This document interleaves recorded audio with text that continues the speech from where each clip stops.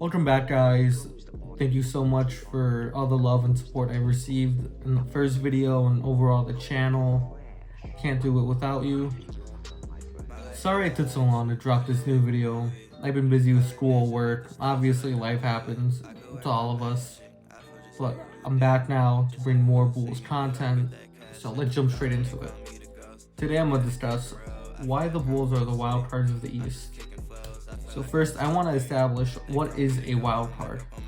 The definition I'm going to go with here out of the four is a person or thing whose influence is unpredictable, whose qualities are uncertain. I feel like that perfectly describes the Bulls, with a mixture of young talent and aging veterans. So first I want to talk about why that spectrum is such a, what makes them a wild card. I think at the end of the last season, it just left a bad taste in everyone's mouth across the NBA how the Bulls dropped from the first seed to the 6th seed, then getting the gentleman sweep by the Milwaukee Bucks. You could see before the All-Star break, they had 38 wins and 21 losses. And then after the All-Star break, they only won 8 games and lost 15. Part of the reason is these three I have here: defense, injuries, and lack of adjustments. I feel like injuries obviously played a big part, considering the Bulls had to cancel not 1 but 2 games because they were so hurt. You had Zach out of the lineup, Lonzo, he's still out, Darren Jones Jr. did something with his finger if I'm not mistaken, Caruso, as soon as he came back, Grayson Allen fouled him like crazy. So overall, Bulls just didn't catch a break. Yeah, DeMar went off, but definitely we had our 2 best defenders, Lonzo and Alex, carry the load being out. So overall, that just derailed the whole identity of this team defensively. Not to mention the lack of adjustments from Billy Donovan. Did experiment with Tristan Thompson and Vooch playing together. However, that just wasn't a good mix at all. And bringing in Tristan Thompson definitely wasn't the solution or the right move. I get, they didn't see a trade that they liked, or there just wasn't a trade out there that was worth giving up assets for. So I get both sides, but this is the last thing most of the NBA remembers: the Bulls dropping from 1st to 6th and not winning too many games. So that leaves them being viewed as a playing team by damn near everyone except Bulls Nation. But I feel like betting on the potential of all of our young players to contribute to them being a playing team to, being more of a playoff team, that top 6 seed. You had Io definitely standing out, making all rookie second team, especially being the 2nd overall pick. That was something great. Not to mention you have Patrick Williams. You're going to play this season. That's going to show a lot. And then you have Dalen Terry. I just love the energy he brings. I think he's going to stand out amongst his rookie class. Just a hope. Kobe White, I'll be honest, I don't really like him. But if he could actually be consistent, he could play that Clarkson role for our team. This is where it gets a little dicey, where it shows more of our ceiling rather than our floor. Our aging stars. You had DeMar have his best season arguably on the Bulls. All NBA team, as well as top 5 in scoring. At one point, he was considered the MVP. Then you had Vucevic having a down year. You see, if these stats were on another player, I think they would be looked highly of him, but considering it's Vooch and we know him to play better, I could see it's a down year. DeMar, he's anticipated to digress, considering he's getting older. That's just the way it works among sports. And Vooch, people are anticipating this is his decline. So that's where that play-in view comes from. However, that play-off, maybe even top 3 view comes in. DeMar does it again. He not does it again, but consistently puts up great numbers and contributes highly amongst his team. And if Vucevic actually bounces back, Saw a lot of his catch and shoot numbers weren't really the best. I thought he was doing a lot more of the catch and shoot than he should, but he did that in Orlando. So I think it's just time for him to really accept that third option, playing the post more, and contribute to winning basketball, considering he was on the mid-Magic for most of his career. Now this brings me into the East offseason moves. You see teams all around got better: Cleveland, Atlanta, Boston, but I really do think Bulls could be better than the majority of these teams besides Philadelphia and Milwaukee. Cleveland, they got Donovan Mitchell, they got better with the star.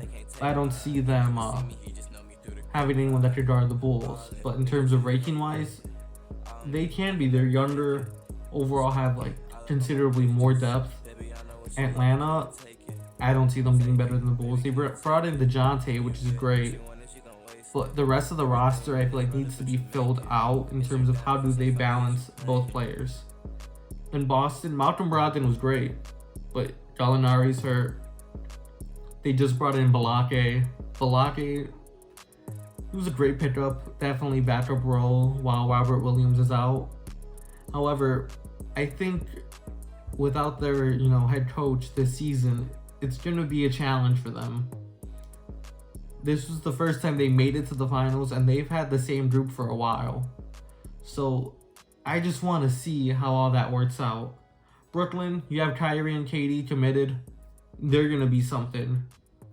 Philadelphia, they just worked around the margins, and that's all they really needed. Toronto, they're a good team. They're good. I honestly don't know too much of how they're going to be, because they don't really have that star guy. Because considering Scottie Barnes is so young, but I could see it them really taking off, or just taking a step back, since everyone knows they're going to be good and they won't sneak up on anyone. Miami, they kept their core intact, as well as other teams listed, but they lost their power forward, and on paper they're not really that deep of a team. But you have Eric Spoelstra and Jimmy. So I can see they're still gonna do their thing and be a challenge, no doubt about it. But I definitely do see their ceiling being lower than the Bulls, honestly. Milwaukee, you got Giannis. As long as you have Giannis, you're gonna be in that title conversation. With all these players and moves, this brings me to the $215 million man, Zach LaVine. He got paid this summer, and I feel like he needs to become that player that got paid. We talked about KD, Giannis, Embiid as players you can't really stop but slow down. And overall, Zach, I think he needs to elevate his game to be in that type of conversation. So here I have listed a few expectations I would like to see Zach exceed to pull us from that play-in spot with our aging stars and betting on our potential players, and put us really in that playoff top 3 team in the East. Overall, Zach, he needs to have 25, 5, and 5 type game. Not game, but averages really around those margins. It shows he does a little bit of everything. And then his efficiency just being 50, 40, and 90. He can do it. He's almost done it the first time he was an All-Star. It's not impossible for him. Then Olympic defense. What do I mean by that? His defense, when he was on the Olympics, he was out there having to be, the defender. That was the only way he got real playing time, Popovich said. I don't expect Zach to be, coming in two-way. All right, I'm going to guard Jason Tatum tonight, and then I'm going to drop 30. I expect him more of all right, he's going to guard Brogdon or Smart and really show that he can, have them not score, interrupt their offense, and, still go off and get 25, maybe even 30. Playmaking IQ, I don't want to see Zach dribble inside because he realizes he can't go do his thing in the paint, dunking, layup, whatever, then dribble out, then check up a 3. I don't want to see that. I want to see him kick it out, swing it, move the ball all around. And overall, that can all contribute to him being an all-NBA type player, showing he's worth more than money. Show that he's not just, maybe the second option, I want them to be undisputed top 10. That would really put the Bulls from playing 6th seed, really, you know, go all the way up in that spectrum. Feel like with all these combinations, it really leaves the Bulls as the wild card of the East. Overall, I'm excited for the season. I can't wait to see what the Bulls do.